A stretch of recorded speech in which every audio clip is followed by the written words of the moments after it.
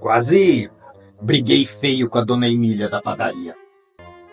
Pode ser que eu tenha interpretado errado. Pode ou não pode? Pode vagar. Pode ou não pode? Diz. Já aconteceu de você ler uma mensagem e entender tudo errado? Ou de ouvir alguém falar e achar que a pessoa estava sendo grossa, quando na verdade só estava cansada? Será que absorvemos tudo do que é dito, escrito e visto, ou só o que o nosso interesse nos ensinou a ver?